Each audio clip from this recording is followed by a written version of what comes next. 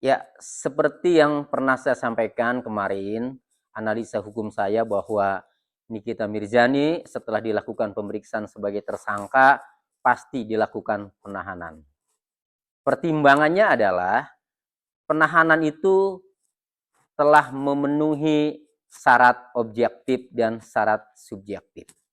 Jadi menurut saya penyidik melakukan penahanan terhadap Nikita Mirzani untuk 20 hari ke depan ini karena penyidik menilai penahanan dilakukan terhadap Nikita Mirzani karena telah memenuhi syarat objektif dan syarat subjektif.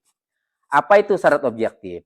Syarat objektif adalah sebagaimana yang diatur dalam pasal 21 ayat 4 huruf A KUHP, di mana penahanan terhadap tersangka dilakukan apabila tersangka melakukan tindak pidana yang diancam pidana penjara minimal 5 tahun atau lebih.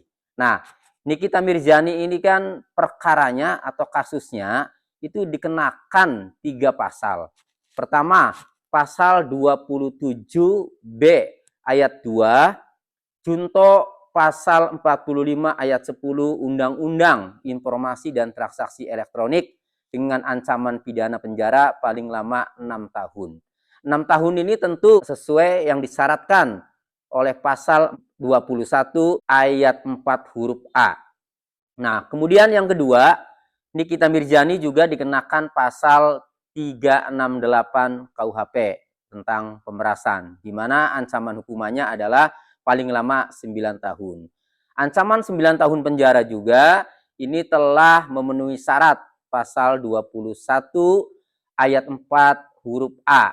Ya, kemudian yang ketiga, Nikita Mirzani juga dikenakan pasal 3 dan 4 Undang-Undang Tindak Pidana Pencucian Uang atau TPPU, di mana ancaman hukumannya paling lama 20 tahun penjara.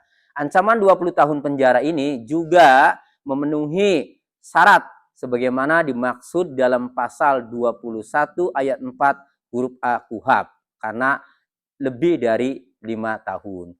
Oleh karenanya, berdasarkan pasal-pasal yang telah dikenakan, disangkakan terhadap Nikita Mirzani, di mana semuanya ancamannya itu di atas 5 tahun, maka secara hukum Nikita Mirzani memenuhi syarat atau layak untuk dilakukan penahanan karena semua ancaman pasalnya itu di atas 5 tahun. Nah, kemudian Nikita Mirzani juga berdasarkan penilaian penyidik, ini pasti memenuhi syarat subjektif. Apa itu syarat subjektif? Syarat subjektif itu penyidik menilai apabila tersangka dikhawatirkan atau berpotensi satu, melarikan diri, kedua, menghilangkan barang bukti, ketiga, mengulangi tindak pidananya lagi. Nah, jika penyidik menilai bahwa tersangka itu dikhawatirkan atau berpotensi melakukan 3 hal itu, maka secara subjektif penyidik bisa melakukan penahanan. Bagaimana terhadap diri Nikita penyidik menilainya?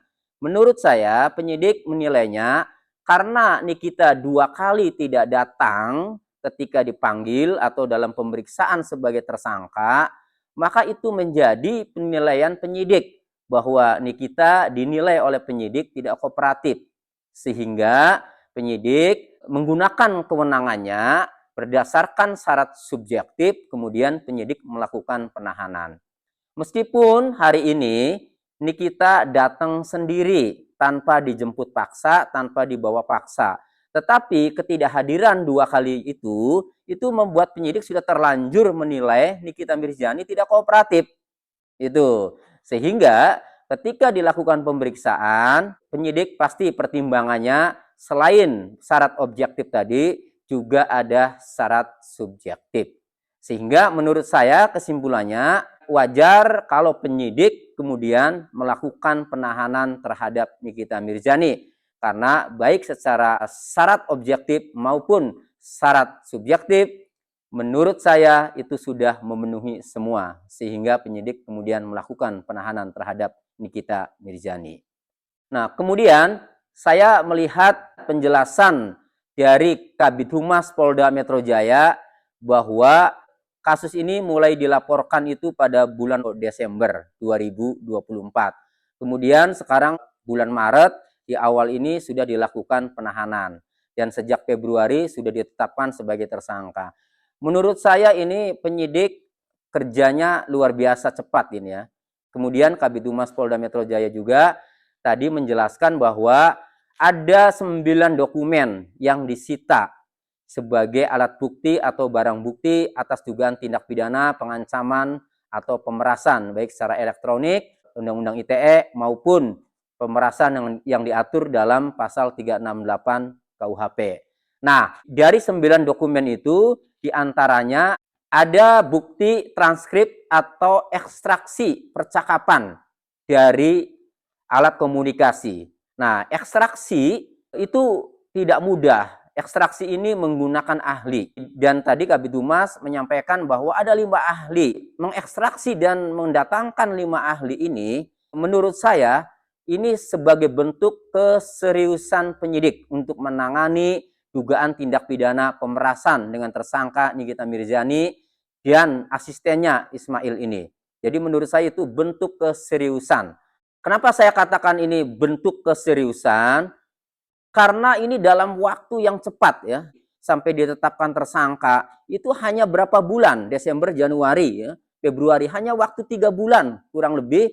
Nah kemudian peristiwa pidana itu jadi terang, alat buktinya jadi kuat, sehingga kemudian penyidik memutuskan menetapkan tersangka Nikita Mirzani dan asistennya, yaitu Ismail.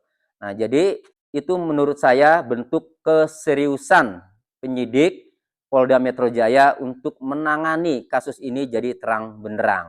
Nah, tinggal asas hukum kita ini kan menganut asas hukum praduga tak bersalah. Jadi, apabila Nikita Mirzani dan penasihat hukumnya itu mempunyai dalih-dalih untuk membela kliennya, ada kesempatannya nanti di persidangan. Nah, jadi penyidik dalam hal ini telah melakukan penyidikannya sesuai dengan ketentuan peraturan perundang-undangan, ya, yaitu KUHP dan peraturan-peraturan lainnya. Nah, kemudian kalau nanti berkasnya sudah dilimpahkan ke jaksa penuntut umum dan jaksa penuntut umum menyatakan P21 lengkap, kemudian penyidik melimpahkan tersangka dan barang bukti itu ke jaksa penuntut umum. Kemudian jaksa penuntut umum melimpahkan berkas perkara ke persidangan untuk disidangkan. Nah, nanti di persidanganlah akan terbongkar semuanya, akan kelihatan semuanya bagaimana tindak pidana itu dilakukan. Nah, kemudian apa saja alat buktinya, bagaimana riwayat percakapannya, bagaimana percakapan-percakapannya, bagaimana ancaman-ancamannya, bagaimana permintaan uangnya, terus bagaimana percakapan-percakapan lainnya yang mendukung sehingga penyidik menyimpulkan bahwa peristiwa itu adalah peristiwa tindak pidana pemerasan. Nah, sebaliknya penasihat hukum Nikita Mirzani juga nanti bisa melakukan pembelaan-pembelaan dengan bukti-bukti ataupun saksi-saksi yang ia miliki. Jadi Nikita Mirzani juga, terdakwa juga, itu berhak untuk mengajukan saksi yang meringankan, yaitu saksi adecat namanya. Nah, disitulah kesempatan Nikita Mirzani untuk membela diri.